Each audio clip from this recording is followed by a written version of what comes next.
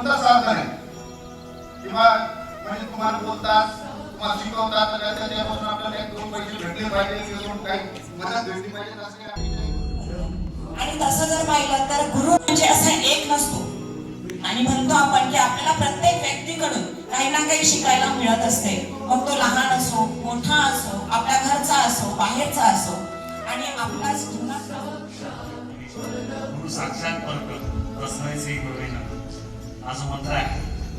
त्यामध्ये सगळं गुरुचं महत्व सांगितलेलं आहे. आज मी या ठिकाणी जो काही उभा आहे, ज्याला गुरु चांगला भेटला ते इथं बसेल. ज्याला गुरु चांगला भेटला म्हणून हे लोक इथं बसलेले आहेत. उच्च पदावर असेल, चांगले संस्कारित असेल तर ते आपल्या गुरुमुळे. महात्मा गुरुपौर्णिमा आपल्या मराठी संस्कृतीमध्ये असं म्हटलं जाते की आजच्या सणाला नाव आहे आखाडी, है ना? आखाडी म्हणतो आपण आणि आखाडी पासून आपले सर्व सण सुरू होतात.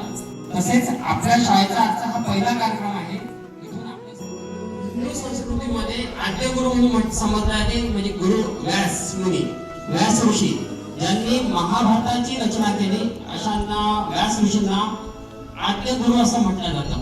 का म्हटलं जातं की आपल्या संस्कृतीमध्ये जे 4 वेद दिलेले आहेत त्या वेदांचं लिखाण सुद्धा व्यास ऋषींनी केलं असं समजलं जातं. आणि त्यांनी जगातला किंवा आपल्या पूर्ण व्यवहारातला असा कोणताच विषय नाही की त्या विषयाला त्यांनी स्पर्श केला नसेल.